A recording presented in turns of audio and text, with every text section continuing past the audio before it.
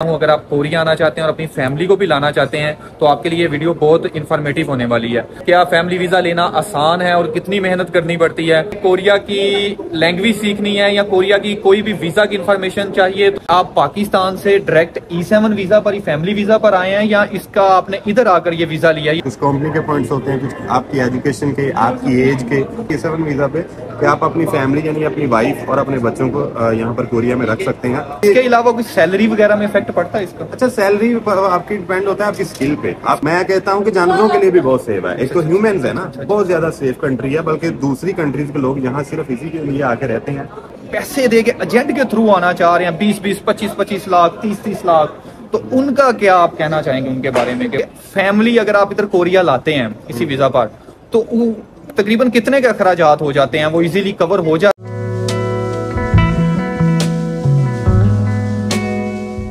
Hello, السلام علیکم to every one, دس از حسنین میاں، welcome back to my YouTube channel. تو بس کیسے ہیں؟ امید کرتا ہوں آپ سب لوگ ٹھیک ہوں گے۔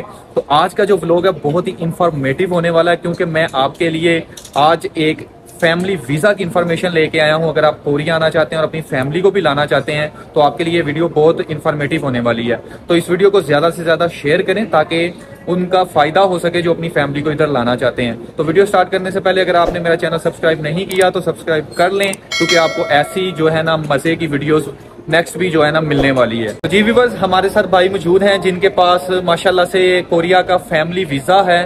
تو آئیں آج ان سے انفارمیشن پوچھتے ہیں، فیملی ویزا آپ کیسے لے سکتے ہیں، کیا فیملی ویزا لینا آسان ہے اور کتنی محنت کرنی پڑتی ہے۔ تو آج سارے سوالات جو ہے نا ہم اس ویڈیو میں کور کرنے والے ہیں۔ تو سب سے پہلے جو ہے نا ہم تعارف پوچھتے ہیں بھائی کا، تو پھر ویڈیو سٹارٹ کرتے ہیں۔ جی بھائی، اپنا تعارف کروائیے گا لٹل بٹ۔ جی، میرا نام راشد علی ہے، پاکستان فیصل آباد سے۔ مجھے تقریباً 10 سال کا عرصہ ہو گیا کوریا میں۔ تو جیسے بھائی نے سب سے پہلے کہا کہ میرا چینل سبسکرائب کر دیں تو کر دیو جناب، کیڑا پیسے لگ رہے ہیں، کوئی نہیں، اللہ خیر جان دے دیں گے اس کے لیے۔ کیا بات کر رہے ہو آپ؟ آپ کو اور مزے کی بات بتاؤں، اگر آپ نے کوریا کی لینگویج سیکھنی ہے یا کوریا کی کوئی بھی ویزا کی انفارمیشن چاہیے تو راشد بھائی کا ٹک ٹاک چینل آپ جو وزٹ کر سکتے ہیں، اور یوٹیوب رانا راشد لکھیں ٹک ٹاک پر، تو کافی جو ہے نا فیمس ہے راشد بھائی جو ہے نا کوریا میں۔ تو آپ لیکن انفارمیشن دے رہے ہیں۔ جی، آپ جانتے بھی ہوں گے، اگر کوریا کے آپ شوقین ہیں، اپلائی کر رہے ہیں کوریا آنے کے لیے، تو راشد بھائی تو آپ جانتے ہوں گے۔ اچھا راشد بھائی، مجھے بتائیے گا کہ آپ کے پاس ماشاءاللہ سے E7 فیملی ویزا ہے، آپ پاکستان سے ڈائریکٹ E7 ویزا پر فیملی ویزا پر آئے ہیں یا اس کا آپ نے ادھر آ کر یہ ویزا لیا ہے؟ یہ تھوڑا سا ویورز کو بتائیے گا۔ اچھا، پاکستان سے جو دوست بھی آ رہے ہیں نا E9 ویزا پہ، ورک پرمٹ پہ، وہ ڈائریکٹ E7 پہ نہیں آتے۔ E7 آپ نے یہاں پہ آ کے اسٹرگل کرنی ہوتی ہے۔ یہ 4 سال کے بعد اپلائی کر سکتے ہیں، 2 سال کی سیلری کا ریکارڈ لگتا ہے، کچھ کمپنی کے پوائنٹس ہوتے ہیں، کچھ آپ کی ایجوکیشن کے، آپ کی ایج کے۔ تو یہ سارے جو جتنا عرصہ آپ کو کوریا میں ہو گیا، تو آپ کے سارے یہ جو ہے نا پوائنٹس کنکلوڈ کر کے، تو پھر ان کے بہاف پہ وہاں اپنے ڈاکومنٹس جمع کرانے ہوتے ہیں، کچھ کمپنیز لے کر، کچھ ذاتی طور پر سارے تیار کر کے وہ بھی گائیڈ کر دیں گے نیکسٹ۔ لیکن 4 سال بعد جب اپلائی کرتے ہیں تو یہیں پہ پھر یہ آپ کا ویزا لگتا ہے۔ اس پہ یہ ہوتا ہے E7 ویزا پہ کہ آپ اپنی فیملی یعنی اپنی وائف اور اپنے بچوں کو یہاں پر کوریا میں رکھ سکتے ہیں، اور اسٹل یہ لمبا چلتا ہے۔ اس کے بعد مزید بہتر کیٹیگری میں آپ یہ ویزا چینج کر سکتے ہیں۔ یہ سمپل سا پروسیس ہے، اس کا ایسی کوئی راکٹ سائنس نہیں ہے۔ ڈائریکٹ ویزا فیملی ویزا پر نہیں آ سکتے؟ ڈائریکٹ کوئی آپ بزنس ویزا لے کر آئے وہ تو ڈفرنٹ کیٹیگری ہے، لیکن ورک پرمٹ پہ آ کے اس کے بعد آپ 4 سال کے بعد یہ اپلائی کر سکتے ہیں۔ کم سے کم ٹائم 4 سال، کم سے کم ابھی اس وقت تک جو ہے 4 سال، کیونکہ 2 سال کا تو سیلری ریکارڈ لگتا ہے۔ اچھا، اس کا کوئی فائدہ ہے E9 اور E7 ویزا کا؟ کوئی ڈفرنس ہے کوئی E7 ویزا کا بہت زیادہ فائدہ ہے کہ آپ اپنی فیملی کو یہاں رکھ سکتے ہیں، آپ آگے جا کے مزید بہتر ویزے میں اپنا مطلب کیٹیگری چینج کر سکتے ہیں۔ اور بہت سارے ویزے ہیں کہ سب سے بڑا تو یہی فائدہ نا کہ آپ اپنی فیملی کو یہاں رکھ سکتے ہیں، سب سے بڑا فائدہ تو یہی ہے۔ ادروائز اس کے علاوہ کچھ سیلری وغیرہ میں افیکٹ پڑتا ہے اس کا؟ اچھا، سیلری آپ کی ڈیپینڈ ہوتا ہے آپ کی اسکل پہ۔ آپ کمپنی میں بات کر سکتے ہیں کہ اگر آپ کو کام اچھا آتا ہے تو آپ سیلری زیادہ لے سکتے ہیں ورک پرمٹ۔ ویسے یہ اسے اسکل ویزا بھی کہا جاتا ہے؟ ہاں، اسے بیسیکلی ہے اسکل ویزا۔ یہ لیتا ہی وہ ہے جس کو میچور ہو جو کام ہے۔ 4 سال کا عرصہ جس نے لگایا کمپنی میں میچور ہے تو کمپنی اس کی ہیلپ کرے گی نا اس ویزا۔ اچھا، اگر آپ یہ ویزا لے لیتے ہیں تو تقریباً کتنی ٹائم تک یہ ویزا آپ جو ہے نا رکھتے ہیں اور آپ کو پرماننٹ ریزیڈنس مل سکتی ہے؟ اچھا، پرماننٹ ریزیڈنس ایک ڈفرنٹ چیز ہے، یہ مطلب پروسیس چلتا رہتا ہے کہ 5-10 سال ایسے چلے گا، تو آہستہ آہستہ وہ آگے کیٹیگری بھی آپ کو پتہ چلتی جائیں گی۔ پرماننٹ ریزیڈنسی ذرا لمبا پروسیس ہے، تو اس से जाएगा, फिर F कैटेगरी में चेंज होगा, फिर आगे जाके मतलब कि वो चेंज होगा।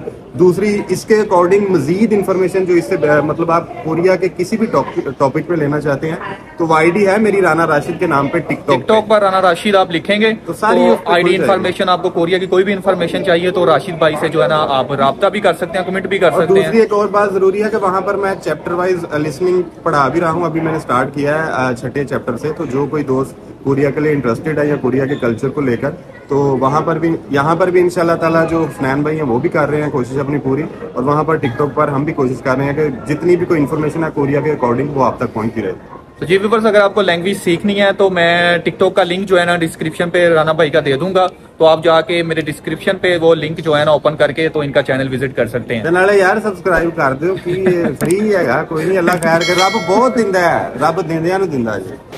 अच्छा ठीक है।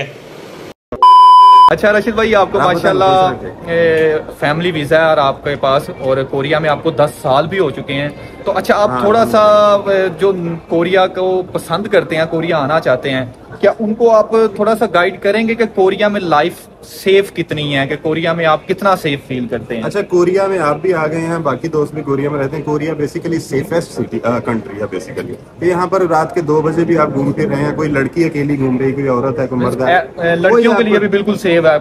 मैं कहता हूँ कि जानवरों के लिए भी बहुत सेफ है। एक तो ह्यूमंस है ना, बहुत ज्यादा सेफ कंट्री है, बल्कि दूसरी कंट्रीज के लोग यहाँ सिर्फ इसी के लिए आके रहते हैं, ज्यादा मतलब मजीद बड़ी कंट्री में भी लोग कि ये सेफ कंट्री है बेसिकली। कानून का बड़ा एहतराम है, कानून की बालादस्ती है, तो यही चीज सबसे ज्यादा बेहतर होती है। अमीर गरीब सब बराबर है, चक्कर ही कोई नहीं है। यहाँ पर कंपनी का मालिक भी होगा, किसी चीज की लाइन लगी है तो उसने आगे नहीं जा सकता, ये चीज सबसे अच्छी है। मतलब कि कोरिया लोग यूरोप के लिए इतने पैसे भर रहे हैं और कोरिया के लिए फ्री वीजा दिया हुआ है पाकिस्तान ने कि अगर आप मेहनत करते हैं, थोड़ी सी मेहनत करते हैं तो आप आ सकते हैं। अच्छा, एक लास्ट बात हम डिस्कस करेंगे इस वीडियो में, वो मुझे बताइएगा कि जो लोग पैसे दे के एजेंट के थ्रू आना चाह रहे हैं, 20-20, 25-25 लाख, 30-30 लाख, तो उनका क्या आप कहना चाहेंगे उनके बारे में कि वो क्या? अच्छा, वो आ तो जाते हैं, लेकिन यहाँ पर विजिट वीजा पर आके फिर उसके बाद आपको रेफ्यूजी लेते हैं, वो 2 साल चले, 3 साल चले, उसके बाद आप जब ओवर स्टे होते हैं, बेसिकली इलीगल होते हैं, तो उसके बाद आपका फ्यूचर कोरिया में खत्म हो जाता है। तो मेरा ख्याल है कि वर्क परमिट थोड़ा सा हाँ स्ट्रगल जरूर है, लेकिन इसमें ट्राई करें तो इसके लिए, इसमें आपके फ्यूचर के लिए बड़ी अपॉर्चुनिटीज है।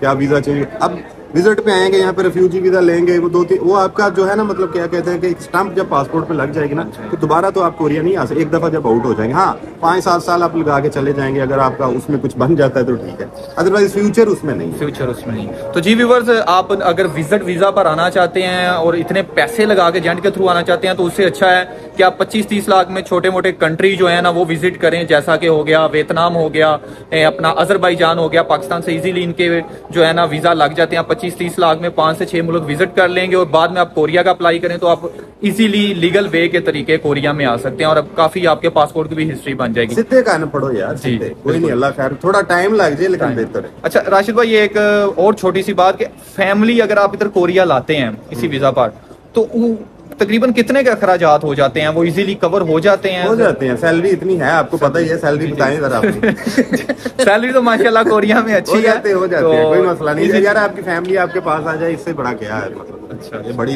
कितनी बड़ी मतलब अपॉर्चुनिटी होती है। तो कोई नहीं, खर्चा अपने खानदान के लिए बंदा कमाता है, तो खर्चा लग भी जाएगा। तो ठीक है व्यूअर्स, अगर आपको कोई भी और कमेंट्स, कोई भी सवालात चाहिए तो मुझे कमेंट्स करें। इसके अलावा आपको कोई वीजा की इन्फॉर्मेशन चाहिए, कुछ भी चाहिए, तो मुझे आप कमेंट्स कर सकते हैं। मैं जितना जल्दी हो सके तो आपको जो है ना उस पर वीडियो बनाकर अपलोड करूंगा। आखिर पे एक पैगाम मैं देना चाहूंगा जो मेरे दिल में है कि इस टाइम पाकिस्तान के हालात काफी टफ हैं, तो कोशिश करें, रमजान भी चल रहा है, जो आप इस्तात रखते हैं तो नजदीकी अपने गांव में, अपनी सिटी में देखें जिसको जो जरूरतमंद है।